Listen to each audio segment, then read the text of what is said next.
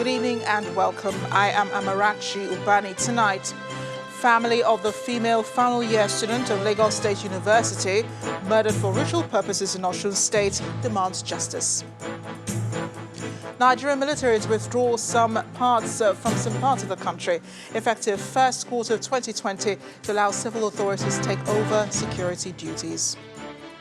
We continue our review of the year 2019 tonight with infrastructure, challenges and the way forward. And scores of fires burn out of control across Australia as heat wave pushes temperatures over 40 degrees Celsius. On business news tonight, federal government says it's studying the situation on ECOWAS single currency following its adoption by 8 members of the West African bloc. And on sports news tonight, new West Ham United manager David Moyes says he has unfinished business at the London Premier League club during his official unveiling. Hello, and from Abuja, Senate spokesman defends plans to renovate the National Assembly complex with a sum of 37 billion naira. Insists FCDA and not the federal legislature will handle the contract awards.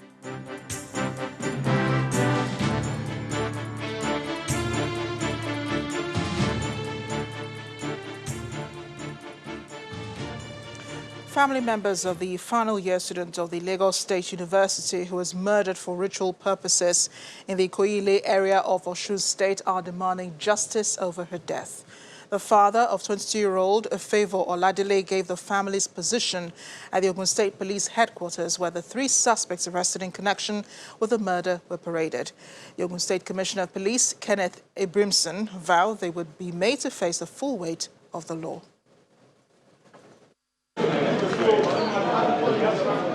Family and friends of these suspects being paraded at the Ogun State Police Command must be in shock over what they are being accused of.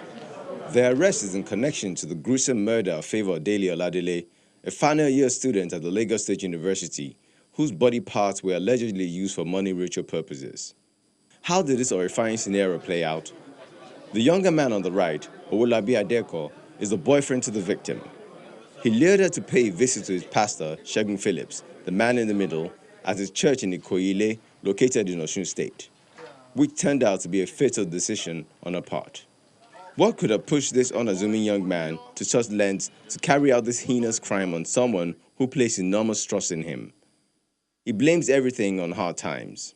My dad has lost his job for some years now, and my mom has been the one helping the family. So suddenly again, she also loses her job.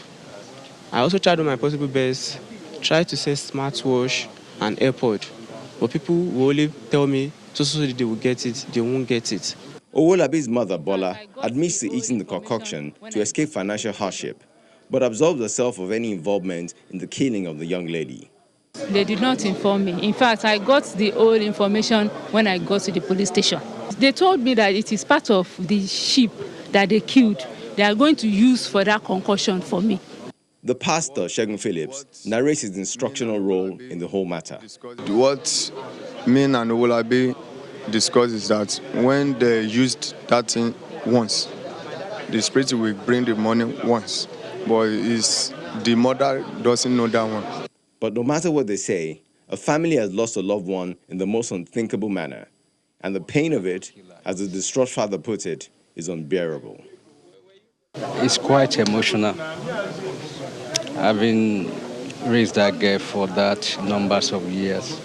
When one is envisaging that within the next few months you'll be going for a youth call, and you start celebrating that you have a graduate in your house, a woman, some people conspire to kill her. Channels Television took a step further, visiting the church where the incident allegedly took place. The drive takes the team farther away from the community, giving an understanding to why remoteness is a prerequisite. The community is in shock that such a place has been in existence, right under their noses. The inspection delegation is led by the traditional ruler. His assessment of the place most likely tallied with all others. I can't call it to be a church.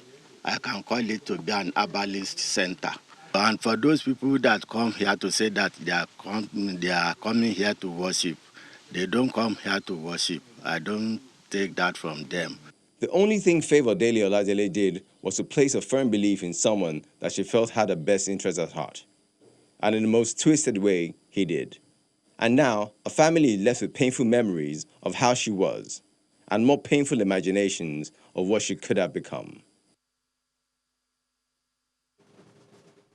Painful indeed. Come next year, the police have their work cut out for them, as the Nigerian military will be withdrawing from some parts of the country with effect from the first quarter of 2020, leaving the responsibility of ensuring security to civil authorities. The Chief of Naval Staff, Vice Admiral Ibokete Bass, who spoke to State House correspondents after a meeting of the Security Council chaired by President Muhammadu Buhari, explained that such withdrawal would be done only after an assessment of the situation. The naval chief concedes that the recent activities of ISWAP are a concern, but that the military will comply with the president's directive to intensify counterinsurgency efforts.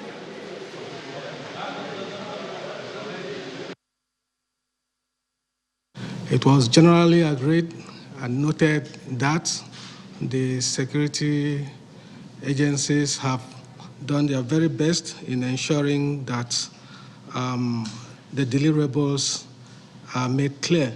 For those areas that we believe the military has been able to achieve the desired objectives, that in the first quarter of next year, the civil authority will be preparing to take back those responsibilities as the military draws back on its forces in those areas to enable it focus its attention on other emerging threats and areas of concern. Mr. President has directed that the Council and the members of armed forces ensure a peaceful society in 2020, and to that effect, we are more than determined to continue from where we stopped in 2019 and to ensure that we sustain our various operations to ensure a secure Nigeria for all of us. Staying with security, residents of rural communities in the Federal Capital Territory said they no longer can sleep with both eyes closed as armed robbers and kidnappers continue to terrorize inhabitants. The latest of these attacks occurred on Sunday when at least 2 residents of Kabi Mangoro village, a rural community in Kuje Area Council, were reportedly killed. Channel's television crew visited the community, where residents appealed to the government to beef up security.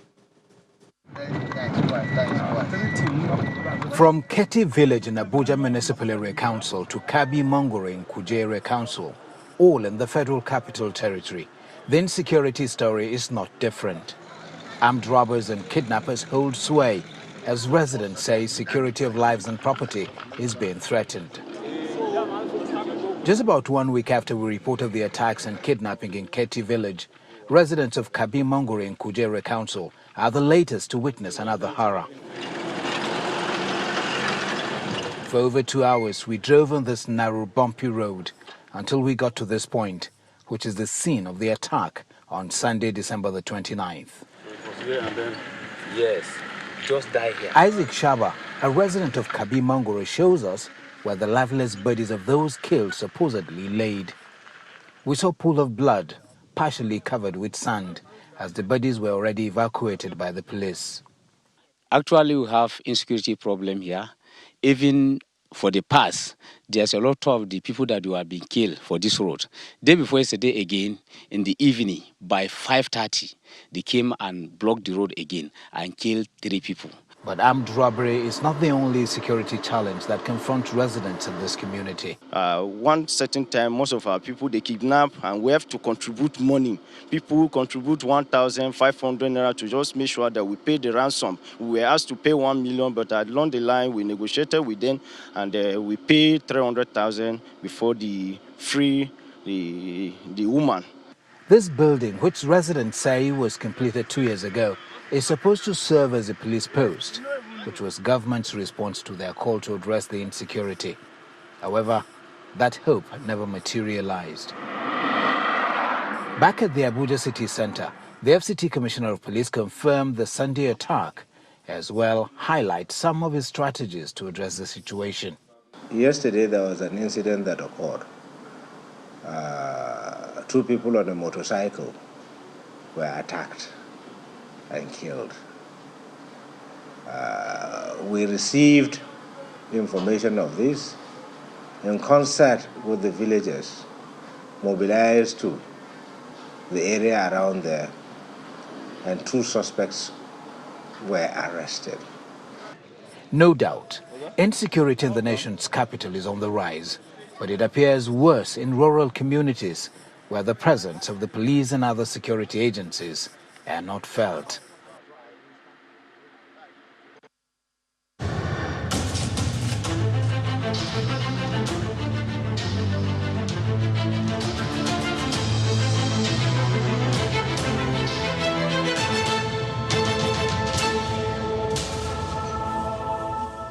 Away from security, in continuation of our review of the various sectors of the economy in 2019, tonight we're looking at infrastructure. Although budgetary allocation to infrastructure development had the highest capital votes of 394.91 billion naira in 2019, experts believe it falls short of what the country requires to address the infrastructure deficit. Our correspondent, Chris Lems, has that report. The infrastructure space has witnessed massive rehabilitation, reconstruction and expansion work ongoing in both the rail and road subsectors across the length and breadth of the country. The birth of the Nigerian Sovereign Investment Authority, the approval of the Presidential Infrastructure Development Fund, the 100 billion naira Sukuk bond, as well as the signing of the Executive Order 7 may have yielded the expected dividend. We've had a bit of improvement compared to what we had in the past. But we still need a lot, like the Honorable Minister mentioned. We have a lot of certified works in the neighborhood of over 300 billion, for work that have been certified, completed, and all those things. So it's still an issue, but we've had improvements. Our problem is being funding, and unless this is addressed through the road fund bill, which we have enacted, is a legislative solution to the infrastructure challenge. Unless that is done, we'll not be going anywhere. Anybody who are posting to Ministry of Works as a minister is a poster boy for failure. In the southwest, work is ongoing on the 34-kilometer Apapa Wharf Oronshoki Expressway under the tax credit scheme at a cost of 72.9 billion naira. The Minister of Works and Housing, during an inspection tour, speaks on the project. We expect that by the end of 2020, the entire road network will be finished. You will have a road that will last for 40 years, well used or more. And by that time, of course, we also expect that part of the rail facility from Lagos to Ibadan should start some type of operation. And therefore, our roads will begin to last their actual design life when we take off the tonnage. The Amobia-Umunya Road, the Enugu-Port Harcourt Road, the Abuja-Kanu Road, the Azari Bypass are some of the projects currently being undertaken. Where does this leave infrastructure development in the country? We are blessed with the road that started from Maiduguri to Kano, which about 200 kilometers of it is within Bauchi State. And it is actually boosting the economic position of the areas that it passed through. It is not completed, but it's almost nearing completion. The rail subsector also witnessed a number of changes, with the Rigasa to Abuja railway line already conveying passengers, as well as the soon-to-be-completed Lagos-Ibadan rail project. However, the concentration of activities at the Lagos port to the detriment of others in Warri and Calabar still raises cause for concern, as the impact baffles business owners and residents in Lagos.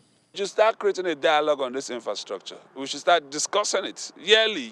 We should start discussing it so that we'll know how it affects us, so we can question people in authority and say, in last 4 years, what have you done? In last 1 year, what have you done? So on a summary of where we are, we can say Plus or minus, there's a lot to be done. There's a lot to be done, and the only way out is the private sector. In spite of these strides, a lot more is needed to be done as commuters still struggle daily with gridlocks. To plug this gap and galvanize trade and commerce sufficiently, the federal government must keep an eye on more sustainable funding mechanism, ensure strict compliance with set-down rules, and monitor the process and outcome. Chris Illems, Channels Television News. In part two, after the break, we're being joined by a quantity surveyor, Mr. Adewumi Akinpelu, to x-ray the performance of infrastructure development in 2019. Please stay with us.